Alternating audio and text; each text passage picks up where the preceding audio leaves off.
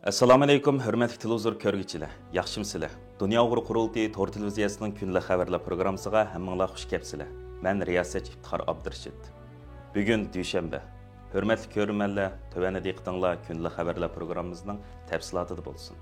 Tayland türməsində 11 yildan buyon nahaq tutib turilayotgan Uyg'urlar 1-ayning 10 kuni oshkor murojaatnoma e'lon qilib, o'zlarining Xitoyga majburiy qaytarilish xavfining bek og'irligini ta'kidlash bilan birga xalqaro kishilik huquq tashkilotlari va demokratik davlatlardan o'zlarini bu fojiadan qutuldirib qilishini talab qilgandan keyin Dunyo Uyg'ur qurultiyi boshchiligidagi Uyg'ur tashkilotlarining va siyosiy faoliyatchilarimizning Birlashgan Davlatlar Tashkilotida, Yevropa Ittifoqida, Amerika, Germaniya qatorliq davlatlarni o'z ichiga olgan ko'plagan davlatlarning hukumat va parlamentlarida, shundaqla har qaysi xalqaro kishilik huquq tashkilotlari orasida boshlangan jiddiy safarbarlik va lobby faoliyatlari natijasida Tayland türməsində 11 yildan buyon nahaq tutib turilayotgan 48 nafar Uyg'urning masalasi xalqarалық məsələlərinin biriga, shundaqla xalqaradagi nopuzluq matbuotlarning qiziq temasiga aylandi.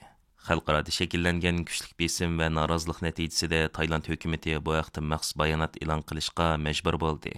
Tayland davlat mudofaa ministri Phumtham Vechaychai 17 yanvar kundagi bayonotida Tayland hukumatining Taylandda tutib turilayotgan Uyg'urlarni Xitoyga majburiy qaytarib berishning planining yo'qligini bildirdi.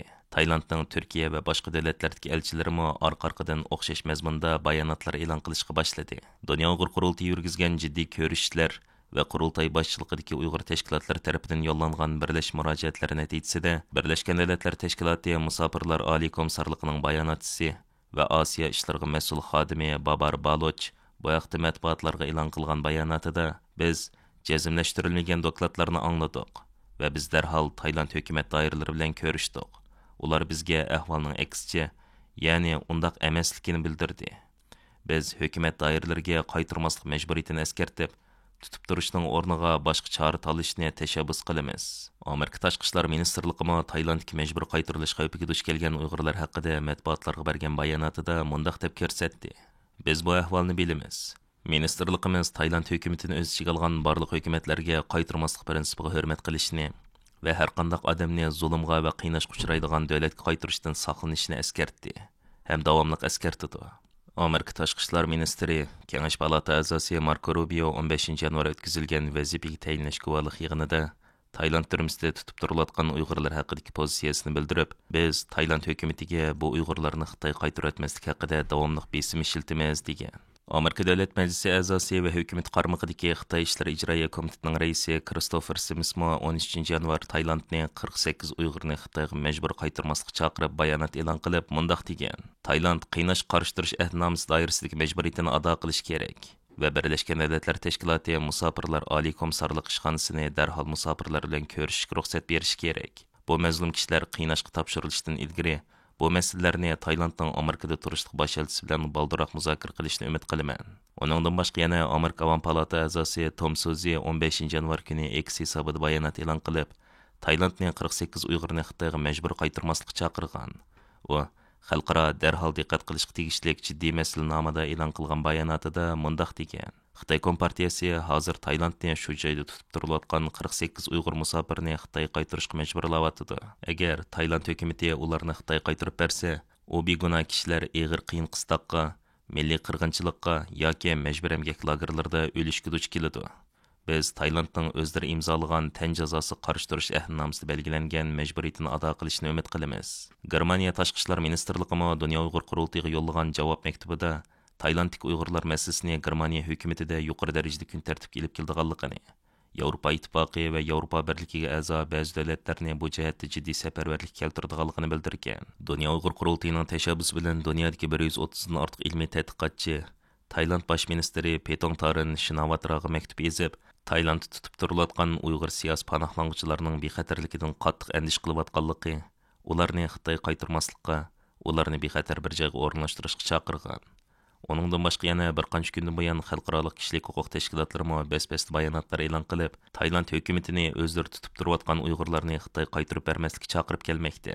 19 yanvar kuni Dunyo Uyg'ur qurultiyi ijroiya komitetining raisi Roshan Abbas, ijroiya komitetining muavin raisi Polat Sayim, qurultay Sharq Osiyo ishlar komitetining mudiri Savut Mamatlardan tarkib topgan qurultay hay'ati Tayland poytaxti Bangkokga yetib kelib, Amerika, Angliya, Kanada qatorliq davlatlarning Taylanddagi elchixonalarini ziyorat qildi va ularning hamkorligida Tayland hukumat tarmoqlari va parlament a'zolari bilan Taylanddagi Uyg'urlarning taqdiri masalasi, shundaqla ularning turma va lagerdagi hayot sharoiti qatorliq masalalar haqida jiddiy muzokara olib berishga boshladi.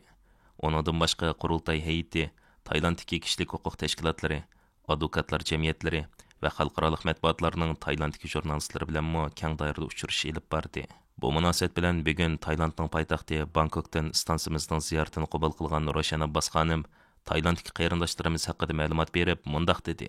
Assalomu alaykum qarindoshlar. Biz hozir sizlarga Taylanddagi Bangkok shahridan so'zlayapmiz. Biz Yaponiyadagi vaqtimizda Taylandda tutilib turayotgan qarindoshlarımızın hayotininki Xitoy qaytarilib ketish tahdidi ostida ekanligini anglabla darhol yo'lga chiqib, oqshom kashqo'yin keldik.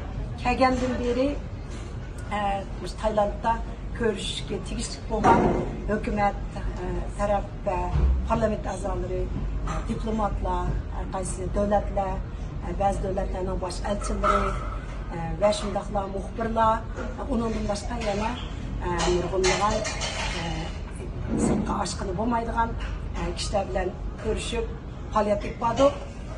Hamda Dünya Uyghur Qurultayıning birdek chaqiriqi bilan butun dunyodagi qarindoshlarımızın birdek harakatga o'tishi, har qaysi davlatlarda, har yerlarda tirishchilik ko'rsatishi bilan hozircha ko'z oldida bo'lgan bir xatar yo'q. Biroq u deganlik ularni Xitoyga qaytarish tahdidi o'tib ketdi deganlik emas. Shuning uchun yanada dunyodagi barliq qarindoshlarımızdan to'xtamay uzluksiz holda elib berayotgan faoliyatlarini davomlashtirishga ehtiyojimiz bor. 14 yanvar kuni Dünya Uyghur Qurultayı bayonot e'lon qilib, Dünya Uyghur Qurultayıning har qaysi davlatlardagi tarmoq organlari, ishxonalari va mas'ul xodimlari, shundaqla har qaysi davlatlardagi Uyg'ur tashkilotlari ham jamoatini 17 yanvar, ya'ni juma kuni o'zlari turishliq davlatlardagi Tayland elchixonasi yoki konsulxonasi oldida yig'ilib, ommaviy norozilik namoyishi o'tkazishga chaqirgan edi. Qurultayning mazkur chaqiriqiga binoan 17 yanvar kuni Kanada, Amerika, Avstraliya, Yaponiya, Turkiya va Yevropaning har qaysi ellardagi Tayland elchixonalari oldida bir tutash holda namoyish o'tkazish va norozilik talab qilish sunish harakati elib berildi.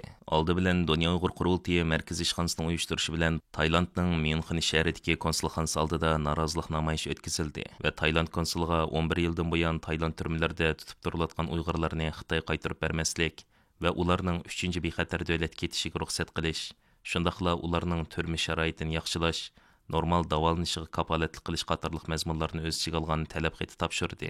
Namoyishda so'z qilgan Dünya Uyghur Qurultayıning raisi Turg'unjon Alovuddin apandim Taylandlik Uyg'urlarning taqdiriga ko'ngil bo'lgan butun hukumatlarga, parlamentlarga, xalqaro kishilik huquq tashkilotlarga va xalqaro matbuotlarga Uyg'ur xalqi nomidan alohida rahmat aytish bilan birga, Dünya Uyghur Qurultayıning chaqiriqiga ovoz qo'shib, qattiq sovuqqa, qor va shivirg'onlarga pisand qilmay namoyish olib borgan tashkilotlarimizga va fidokor qarindoshlarimizga qurultay nomidan minnatdorlik bildirdi. Shu kuni yana Dünya Uyghur Qurultayı Berlin ishxonasining uyushtirishi bilan Taylandning Berlindagi bosh elchixonasi oldida maxsus norozilik namoyishi o'tkazilib, Tayland bosh elchisiga norozilik va talab maktubi sunildi. 17 yanvar kuni Amerika Uyg'ur birlashmasining uyushtirishi bilan Taylandning Washingtondagi bosh elchixonasi oldida norozilik namoyishi o'tkazildi. Namoyishda so'z qilgan Dünya Uyghur Qurultayıning oliy maslahatchisi, Uyg'ur kishilik huquq qurilishining direktori Ömer Qanat apandim va Amerika Uyg'ur birlashmasining raisi Elfidar Iltabir xonimlar 11 yildan buyon Tayland turmalarida tutib turilayotgan begona Uyg'urlar beshidan kechirgan tragediyalar va bu jarayonda 5 nafar Uyg'ur musofirning turmalarda hayotidan ayrilishdek ichinishli hodisalarni qisqacha eslatib o'tish bilan birga, Tayland elchixonasiga Taylandlik Uyg'urlarni Xitoy qaytarmaslik haqidagi talab xatini topshirdi. Thailand is responsible for Uyghur life. China, We condemn to Thailand. we condemn to Thailand. We condemn to Thailand's action to deport Uyghurs to China. Thailand release the Uyghur refugees. Thailand, release the Uyghur refugees. Thailand release the Uyghur refugees. Thailand, release the Uyghur refugees. Thailand respect Uyghur refugees' rights. Respect Uyghur refugee life. Thailand respect Uyghur refugees' rights. Shu kuni yana Dünya Uyghur Qurultayıning sobiq oliy maslahatchisi, elga tonilgan Uyg'ur olimi doktor Erkin Sidiq va Qurultay ijroiya komitetining muavin raisi Mutallib Qurban apandilarning boshlamchiligida Los Angeles shahrida namoyish o'tkazildi. 17 yanvar kuni Kanada Sharq Turkiston jamiyati va Kanada Uyg'ur haqlarini qo'g'dash tashkilotining uyushtirishi bilan Kanadaning poytaxti Ottavadagi Tailand elchixonasi oldida Dunyo Uyg'ur qurultiyi tarkibidagi Alberta Uyg'ur jamiyatining uyushtirishi bilan Edmonton shahridagi Tailand konsulxonasi oldida namoyish o'tkazilib, talab xati topshirildi. Assalomu alaykum qarindoshlar, qanday obdan turibsizlarmi? Hammanglarniki mishaga Attaytin Jiroq yo'llardan atigan soat 4da, 5da, 6larda mangan hamma yerlardan London, o'shaqdagi Niagara Falls bo'lsin, mayaqdan Montreal qarindoshimiz taqolanibdi. Her yerlerden bu şu kardeşimizdeki açık Xitayni qo'lga qaytarishni oldini olamiz. Şunun bir avazimizni ağzımızda jiroq yerlerden Attaytin misha kelganlarga Allah hassilab ajrlarni bersin. 17 yanvar kuni Yaponiya Uyg'ur jamiyatining uyushtirishi bilan Tailandning Tokiodagi elchixonasi oldida norozilik namoyishi o'tkazildi. Namoyishga Yaponiya Uyg'ur jamiyatining a'zolaridan boshqa yana shu kuni Yaponiyada faoliyatlarda bo'lgan Dunyo Uyg'ur qurultiyi ijroiya komitetining raisi Roshan Abbas, Qurultay ijroiya komitetining muavin raisi Polat Sayimlarmo namoyish sepidan o'rin oldi va Yaponiya Uyg'ur jamiyati tarafidan hozirlangan norozilik va talab maktubi Roshan Abbas xonim tarafidan Tailand elchixonasiga topshirib berildi.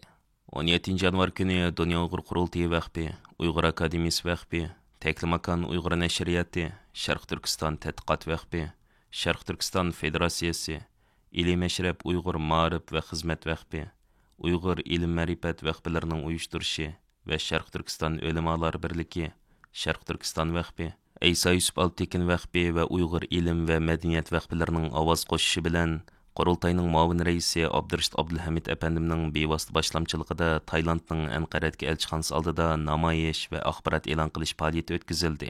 Desteklemek üzere bunu Tayland Türkiye Büyükelçiliğine takdim ediyoruz. Buradaki bizim 48 Uygur Doğu Türkistanlı kardeşimiz bulunuyor 11 senedir.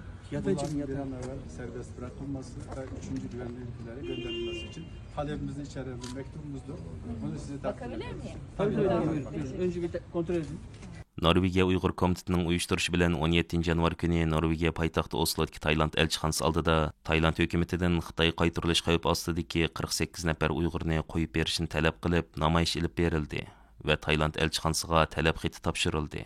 O'xshash kuni Shvetsiya Uyg'ur birligining uyushtirishi bilan Stokgolmda namoyish o'tkazildi.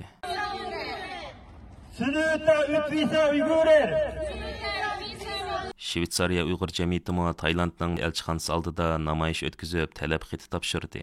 17 yanvar kuni yana Angliyaning poytaxti Londonda Britaniya Uyg'ur jamiyati, Uyg'ur irqiy qirg'inchiligini to'xtatish harakati va Uyg'urlarga yordam tashkiloti Tailand konsulxonasining oldida namoyish ilib berib, elchixonga norozilik maktubi topshirdi. Very much for coming at very short notice. It's very important for us to be today to show solidarity and demand from the Thailand government of our brothers and sisters in Thailand. Onundan başqa yana 16 yanvar Gollandiyada yaşaydigan Uyg'urlar poytaxt Amsterdamdagi Tailand konsulxonasi oldida namoyish qilib, Tailandlik Uyg'ur musofirlarning darhol qo'yib berilishini talab qildi. Namoyishni Gollandiyadagi Uyg'ur kishilik huquq fondi va Dunyo Uyg'ur qurultiyining Gollandiyadagi vakillari, Gollandiya yoshlar tashkiloti va shundaqla Amsterdamda yaşaydigan bir qism Uyg'urlar ilib bordi. Har qaysi ellardagi Tailand elchixonalari va konsulxonalarga topshirilgan talab maktubi Dunyo Uyg'ur qurultiyi markaz organ tarafidan bir tutash hozirlandi.